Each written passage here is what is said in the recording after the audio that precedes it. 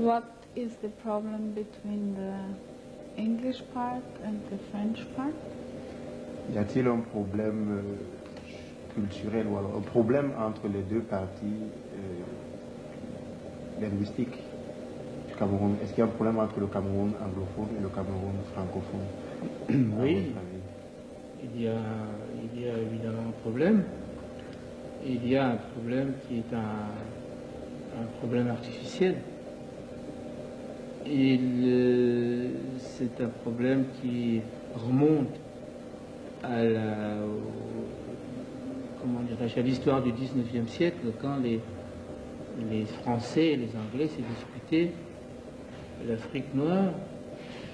Les Français ont gardé une sorte de complexe, le complexe qu'on appelle le complexe de Fachoda, c'est-à-dire que lors d'un incident qui s'est produit dans un village de ce qui est aujourd'hui le Soudan, les Français ont été humiliés par les Anglais, qui les ont chassés de cette région. Et donc il y a une rivalité entre les Français et les Anglais. C'est une rivalité qui affecte surtout les Français, pas tellement les Anglais qui s'en fichent, c'est une histoire qu'ils ont oubliée, mais les Français ont toujours l'impression que les Anglais veulent les évincer de l'Afrique noire. Et donc, ce qui s'est passé ici, c'est qu'il y avait deux Cameroun. Avant l'indépendance, un Cameroun anglophone, à peu près qui correspond au 5e de la population, et un Cameroun francophone, donc qui correspond au 4/5e de la population. Et c'était un État fédéral. C'était un État fédéral qui marchait très bien en tant qu'État fédéral.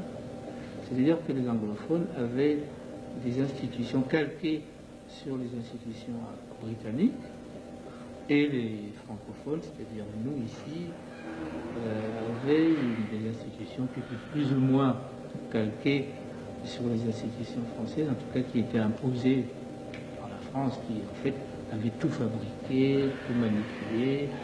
Bon. Et donc, le premier dictateur n'a pas apprécié cette dualité. Il a voulu, en somme, assimiler. Il a voulu assimiler la partie anglophone. Il a voulu la forcer à prendre le français comme première langue, mais il était conseillé par les Français. Bref, il a fait un coup d'État qui a transformé l'État fédéral en un État unitaire. Ce que les anglophones n'ont jamais accepté. C'était un coup d'État. Si bien que les institutions des pays anglophones sont en train de s'étioler un petit peu, sont en train de se fragiliser, de devenir, en somme, l'État anglophone, la partie anglophone est en train de devenir exactement pareil à la partie francophone. Donc ils ne sont pas contents qu'on les assimile à la partie francophone. Ils voudraient conserver leur culture, qui était une culture héritée de la culture anglaise, et on veut leur imposer une culture héritée de la culture française.